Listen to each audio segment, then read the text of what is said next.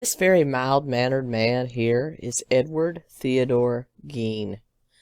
He would go down in history as one of America's most macabre serial killers, and that's what we're talking about today on Thought Crime, on Keto and Crime, and the Keto Comic. What I would like to tell you is that this episode will contain graphic explanations and descriptions of Gein's crimes, as well as there will be some quite unsavory pictures, as well as some very off-color, inappropriate jokes cracked by yours truly, because I couldn't get through this case without cracking a few jokes. So I apologize up front to everyone. If you have a sensitive stomach or that's just not for you, then I highly advise skipping this episode. But if you want to learn more about this fascinating case, then stay tuned. Here we go.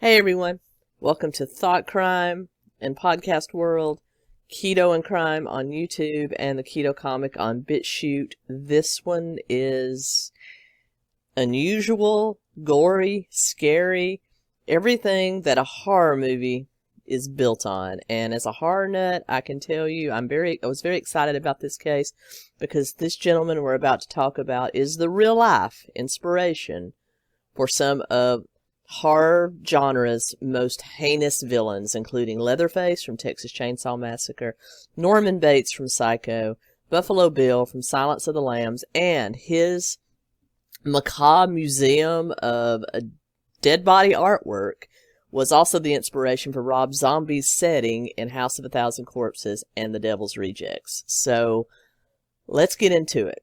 For those of you watching via video, as you can see here, to your left is kind of a collage of different villains. Well, down there in the left-hand corner is that very unassuming gentleman is Edward Theodore Gein, who we are talking about today. Let's get into it. Edward Theodore Gein was born August 27th, 1906 in La Crosse County, Wisconsin. He was the younger son of George and Augusta Gein. He had an older brother named Henry, who was born in 1904. The Geins, by all accounts, were your basic Wisconsin Midwestern type of couple. For a few years, George owned a grocery store near La Crosse, the town of La Crosse, but after a few years and prompting by his very domineering wife, Augusta, he sold that and they relocated to a farm on the outskirts of Plainfield, Wisconsin. Now, Plainfield's just Plainfield. Plainfield is a very small town, not a whole lot of notoriety. If you drove through it, you might miss it if you blinked. And so, not the type of place you would expect these types of incidents to occur. Just very middle of the road, good Christian, Midwestern values type of small town where the men like to hunt and the women like to sew. And it was, especially in the early 1900s, that's just the way it was. They actually relocated to a 155-acre farm. For those of you on video pictured here, this is the Gein farm, circa about 1915. And that's where they lived. They lived in almost complete isolation. In fact, they made their money from raising crops and livestock on the farm, selling it. And also, George took on odd jobs, as did his two sons, to help support the family, because Augusta, who was very much the matriarch of this family, had an idea that the world was evil, it was full of pestilence, and it was not a good place for her family. So she basically preached isolationism, and that's what they did. They were completely isolated from the rest of the town. Augusta had been raised a fundamentalist Lutheran, which, if you know anything about Lutheran, it was the first Protestant denomination to split off from Catholicism. Still held on to some of the tenets of Catholicism, but kind of threw away the rules it didn't really think were good. And she followed the very fire and brimstone teachings that Lutheranism kind of puts forward. Among that was a heavy, heavy emphasis on both the Old Testament, the rules of the Old Testament, the old Jewish laws, which advocated for things like stoning and, things like that, as well as the book of Revelation, which talked about the end of days. So she was always looking for the end of days. She always preached this to her children and her husband, and basically made them live this forced, pristine, godly lifestyle, which was absolutely no luxuries. There wasn't electricity in the farm until much, much later.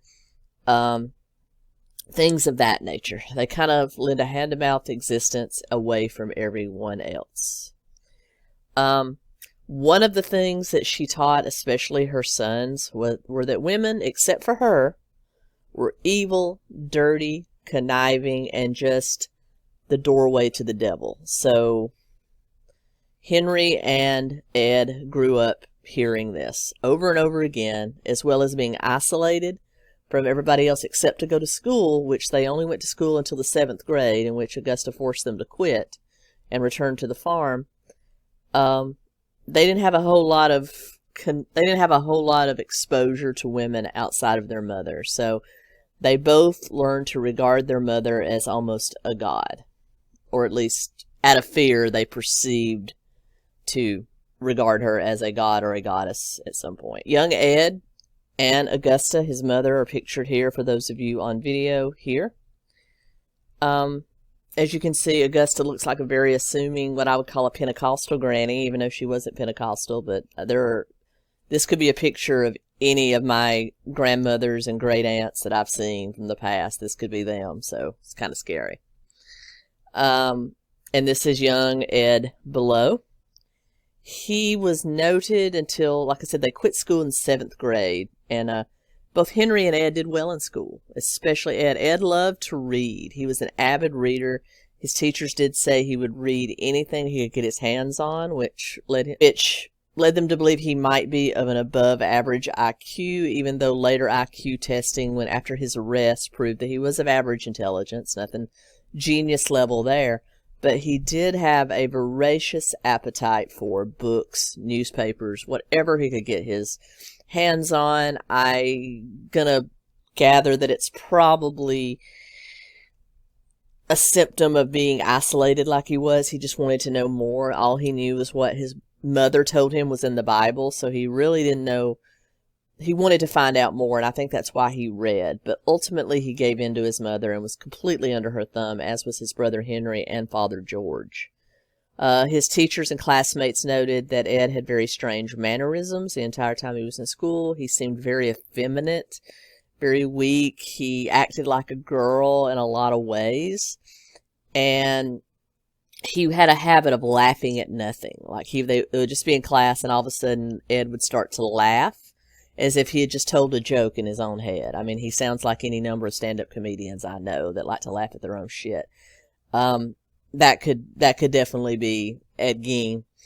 But, yeah, he thought he was funny in his own head, evidently. And probably the result of me being an introvert myself, probably the result of him having to live in his own head because of the domineering aspects of his mom. He would probably carry on full conversations in his head and then laugh at someone's jokes. I mean, get your kicks how you can get them, I guess. But things went on pretty well up until Ed was in the 6th grade. When he told his teachers that his mom said that he would only have one more year of school and then he was going to come back and learn how to operate the family farm. And indeed, his 7th grade year, he and Henry were both withdrawn from school. Henry was in 9th grade by that time. And they were taken out of school, which in the early 1900s, there really wasn't a thing called truancy because most people were farmers, especially in the Midwest, and lots of times they needed their children to help sustain the family. So school wasn't as important as it is now. So they were taken out of school and basically moved back to isolation on the farm, where their only schooling was the preaching that their mother gave them from the Old Testament rules and regulations, as well as the book of Revelation. April 1st, 1940, Ed's father, George, died of heart failure caused by his alcoholism. I don't even have to venture a guess as to why he was an alcoholic. I think that's kind of obvious that he was under the thumb of a very domineering religious fanatic wife and probably found his alcohol to be quite soothing. So unfortunately, it aggravated an underlying heart problem, and he died of a heart attack April 1st, 1940. From this time on, both Henry and Ed had to pitch in double time, working not only their farm, but taking odd jobs to help make ends meet. Augusta pretty much stayed in the house, did nothing except cook and clean a little bit. So these guys were the face of the family. They did everything they could to keep the family afloat. Ed was still reading anything he could get his hands on. He had to keep a lot of stuff hidden from Augusta, because if he was reading anything outside of the Bible, it was considered evil. So he had to basically sneak around and read things. He had a love for detective magazines and books about Nazi atrocities in the World War II, which kind of makes me think I need to change my hobbies. But he read a lot about the macabre. Let's just put it that way. He, I guess, escaped. Maybe in his own mind, to me, he was fantasizing about doing stuff to his mom. Who knows? But he had some strange hobbies for a young man. But believe it or not, Ed was a well sought after babysitter in town. A lot of the odd jobs he did were babysitting for people, and they loved him. He had get along great with the kids. He played with them. He read to them, appropriate books. And I think later on, psychologists would say that that was perhaps a manifestation that his mind never really evolved past a certain level, that he didn't trust adults, therefore he felt more comfortable in the company of children. So that's how it was. Henry and Ed working odd jobs, working the farm to keep the family afloat, completely isolated from everyone. They had literally had very limited contact with women outside of their mother, except for a teacher or two, their entire life. Henry, though, began dating. Very contrary to his mom's teachings and mom's wants, he began dating a single mom, a divorced mom, with 2 children. Well, this is just the pathway to the devil. And Augusta came down very hard on Henry. And Henry was in the process of moving out of the family farm into the home with his new girlfriend. He wanted completely away from Augusta. It's like he had been, red-pilled, for lack of a better term, that his eyes had been opened up to the evil that his mother was preaching, and he wanted nothing to do with it. Though he still felt an obligation to help with the family farm and send them money. He did. He still worked with his brother on a daily basis, but he would start to try to break Augusta's hold on Ed as well. He started speaking very ill of Augusta around Ed, saying that what she says wasn't necessarily true. Not all women are bad. It's natural for men and women to want to be together. These are not things you should be ashamed of. These are things you should embrace. And Ed, by all accounts, horrified. He didn't really argue with his brother. He just remained silent and didn't really acknowledge what his brother was saying. May 16th, 1944, the brothers were doing a controlled burn of some marsh grass at the end of the 156 acres of their family farm to kind of clear for crops the next year, and the fire got out of control. According to police and fire department accounts, Ed said he lost view of his brother Henry. He ran and got help with the local fire department. The fire department and the police converged on the farm.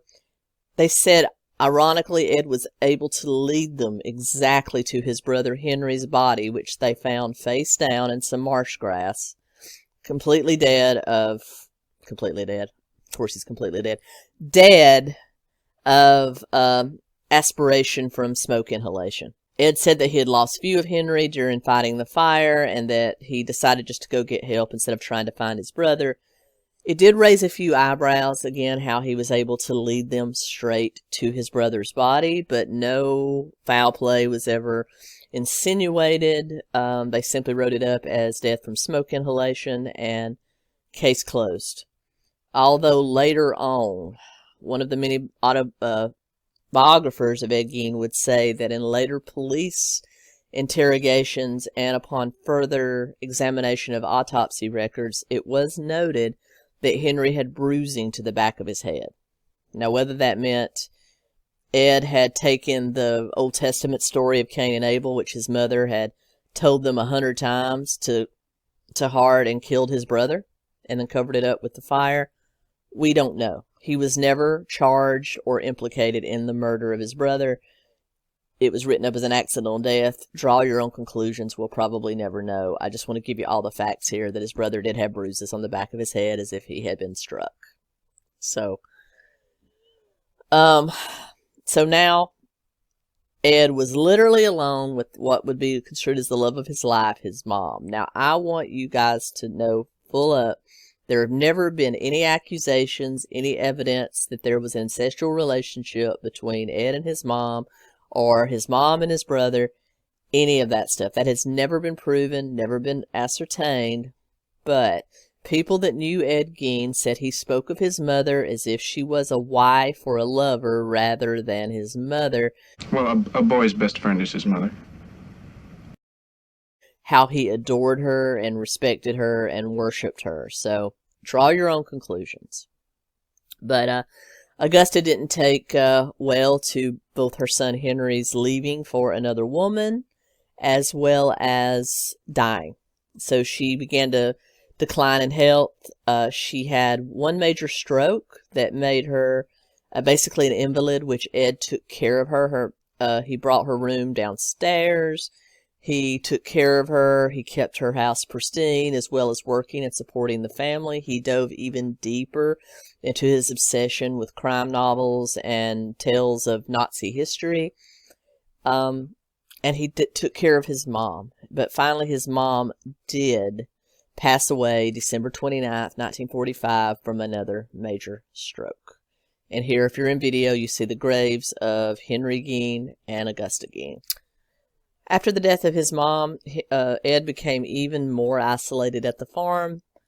He only did odd jobs that he needed to sustain himself. He sold off some of the acreage that had belonged to his brother Henry. He sold off a lot of the normal farming supplies, quit raising livestock, quit farming. So he kind of sustained himself to the bare minimum doing odd jobs.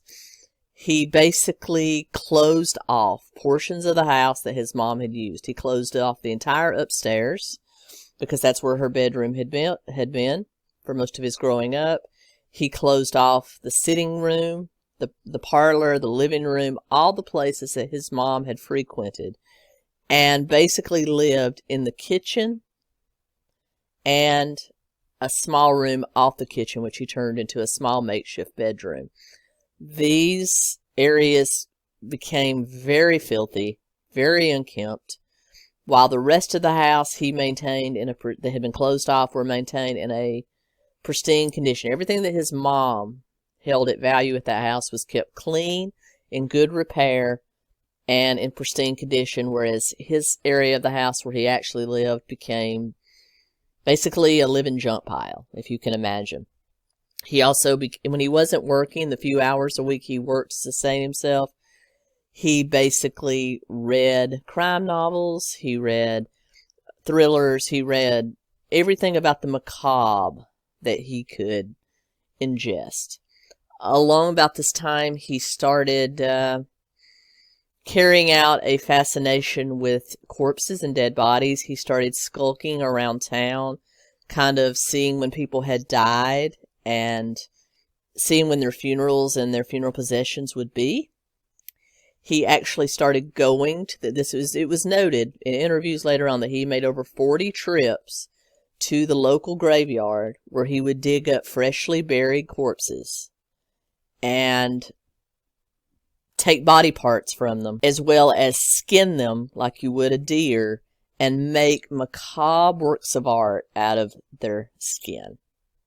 Among some of the things he created was a mammary suit, that was coined by the people that found it. It was basically a suit made out of woman's skin that he would put on to transform himself into his mother, because he had an obsession for being like his mother. Out of the womb you came, and then you try to get back into the womb, that kind of stuff. He was absolutely insane, people. He started creating all kinds of things. All of the dishes that he used were made out of female skulls. That had the top of the skull had been taken off. It had been hollowed out and polished to a pristine sheen, and he used those as cereal bowls, soup bowls. He reupholstered furniture in human skin. He made a belt out of human nipples that he wore, as well as his full mammary suit that transformed his upper level into a female. He also made a skirt out of skin that came from the lower half of human bodies, as well as he took a collection of female vulvas, which female private parts, and he would also put those in his pants to pretend he was a woman.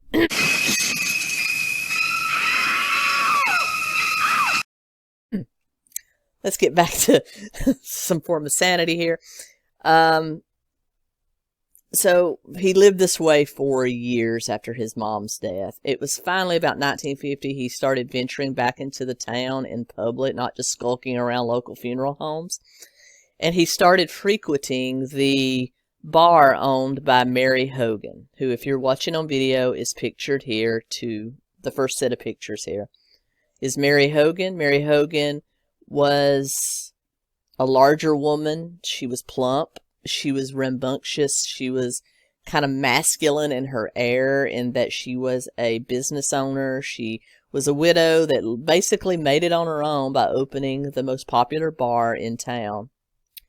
And it was frequented by the hunters and the farmers, and they would come in there and have a few drinks and get boisterous, and she would gamble with them. And you know, she was the barmaid. She would gamble with them. She would cuss. She cussed like a sailor. She was very anti-Augusta.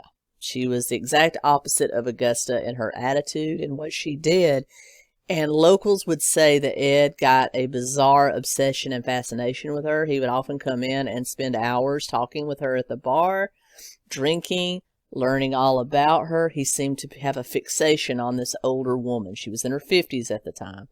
And he seemed to have a real fascination. December 8th, 1954, the bar remained closed. There was no one there. A few of the farmers and hunters came in for their nightly poker game, saw that the door was locked. They thought nothing else of it. However, a few days later, one of the farmers decided it was very unusual for the bar to remain closed that long. So they actually broke in through the front door and found the bar completely pristine, as it normally would be, except for a few spots of blood on the floor, and Mary Hogan was nowhere to be found. The police came in. They kind of looked around. They didn't see any obvious signs of foul play, even with the blood on the floor. It was a bar frequented by some rough and tumble kind of guys, so they figured it might have been remnants from a bar fight. No one really thought anything about it. Mary Hogan didn't really have a whole lot of family to speak of, so I guess there wasn't a lot of people looking for her. So she just kind of disappeared, and people wondered if she had just skulked out in the middle of the night, or if something foul play had actually happened to her. Ed Gein still frequented town. He went to other establishments in the town. He would still joke around with people. People would often wonder where Mary was. And Ed Gein would literally say in a joking fashion, "I got her over at my place." And people would be, "Oh yeah, Ed. Oh yeah, you got her over at your place. Yeah, yeah." You know, no one really believed him. I mean, they thought he was joking around. He had become one of the guys, you know, from hanging around the bar. So no one investigated. No one really, there was a cursory investigation. Nothing ever came of it. Fast forward to 1957. Ed started another fascination with another 50-year-old kind of robust woman's business owner by the name of Bernice Woodard. She owned the local hardware store where a lot of the farmers and truckers and everybody would go in to buy things to fix up around the house or the trucks. And again, like Mary, she was very boisterous. She would kid around with them. Everybody loved her. And Ed started to hang around and talk with her just like he had with Mary. No one really thought a lot about it. Her son, Frank, who was a deputy sheriff in the town, didn't really like Ed, but, I mean, his mom hung out with a lot of, robust characters because of the type of business she owned. So, he couldn't really tell her not to associate with Ed, but he kind of kept his eye on Ed. November 16th, 1957, Frank entered his mom's store to say hello to her when he started his shift, and he found the cash register open, signs of a scuffle, and blood, and a huge blood spot on the floor. He immediately called his fellow sheriff's deputies in and launched a full investigation. Frank was immediately suspicious of Ed Gein.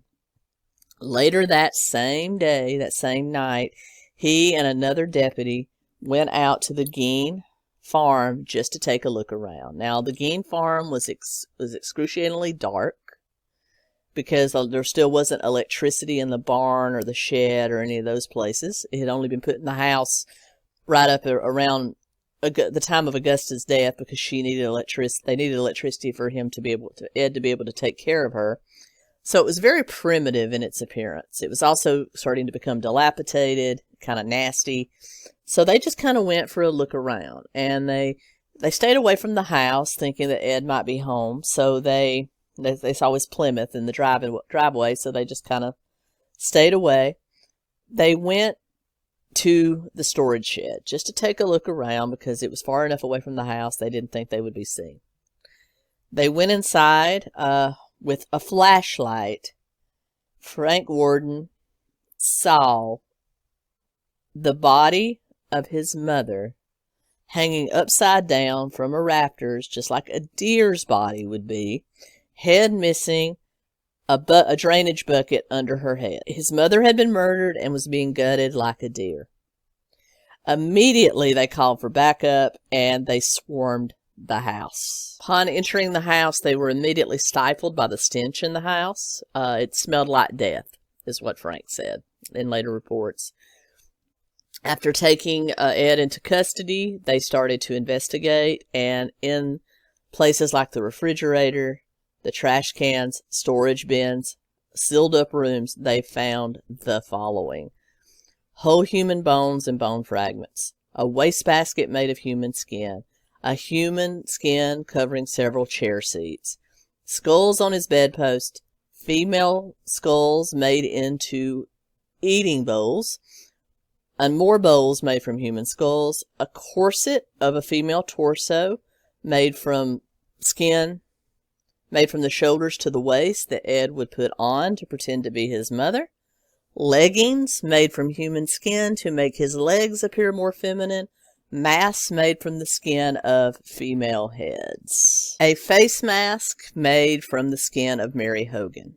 That murder was solved. And a skull near it in a box, later determined through dental records and other things to be that of Mary Hogan. Bernice Worden's head in a burlap sack.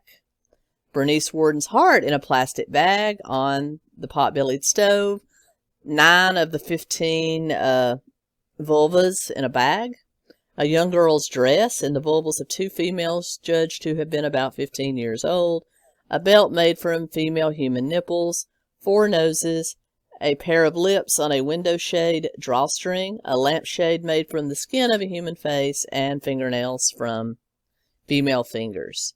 And what they had determined was that Ed had a fascination with being a woman and wanted women around him and wanted to absorb their essence, this kind of weird stuff. And so he turned his obsession with women into macabre art. I just want you to know, I know there was some difference in the names there. Bernice Woodard was her name.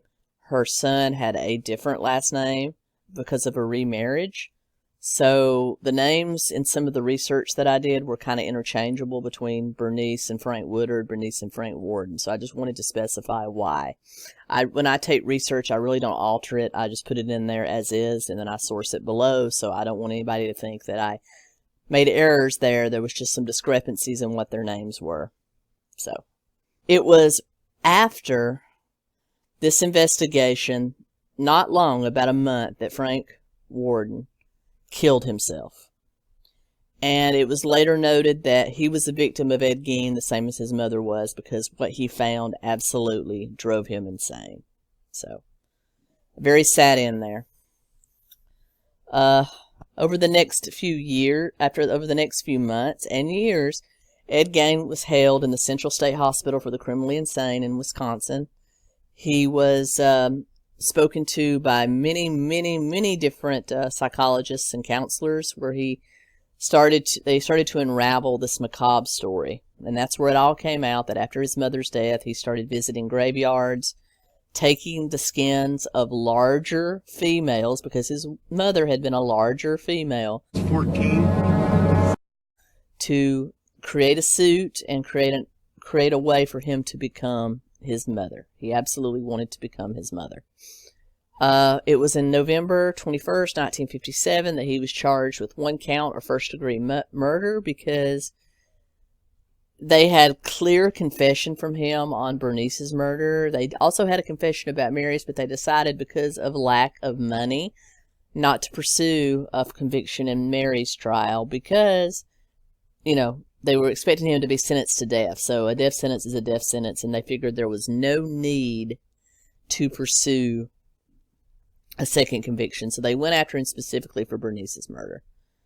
1957, he was charged with that. Finally, over 11 years later, after being incarcerated at the State Mental Hospital, November 14th, 1968, he was found not guilty by means of insanity, but that did not mean he was cut loose. He was committed for life back to the Central State Hospital for the Criminally Insane. And that's where he remained the rest of his life, by all accounts, a model patient. He volunteered. He helped give other patients their medication. He was, by all accounts, considered a very gentle, genuine kind of prisoner/patient that was very easy to get along with and well liked within the facility. Go figure. As to his property, there were plans to auction it off March 1958 to help pay some of the costs of the trial and reimburse some of the victims' families, as well as those that had been dug up, to kind of repair that damage. But 10 days before it was supposed to be auctioned on March 30th, 1958, on March 20th, it mysteriously burned down. So everybody suspected arson, but again, we're talking about the 1950s. Police investigation wasn't that advanced. His Plymouth that he used to transport bodies back and forth, as well as to carry the freshly murdered bodies of his victims, were sold to a sideshow operator who kept it for the next 15 or 20 years, charging people 25 cents to look at it. Gein himself died due to respiratory failure as a result of lung cancer on July 26, 1984. He was 77. Here is his grave. He's buried in between his parents near Plainview in Wisconsin. As you can see, for those of you that can see it on video, it is chipped. That's because people still come up to the graveyard and take pieces of it as souvenirs. And that's the very creepy story of Ed Gein. I think you can see why he was the inspiration for many movie villains and many horror movie murderers. Very definitely crazy. It's one of the most interesting and unusual stories in American crime, and I hope you enjoyed it.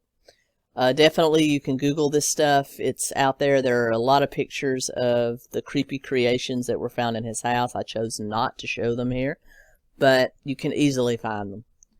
Alright guys, I hope you enjoyed this. Thank you so much. Please like, comment, share, subscribe. Let people know. I really appreciate it. Down below, if you're on YouTube or BitChute, you will see areas to maybe tip me if you like. You can tip me through Cash App, PayPal, Patreon. Any little bit helps. It helps me upgrade my equipment, because right now I'm using funds from my day job to make these videos. I love doing them. I'll never stop doing them, but every little bit helps, especially since true crime is so heavily demonetized on YouTube. Thank you so much, guys. I really appreciate it. Have a wonderful day. Keto Comic out.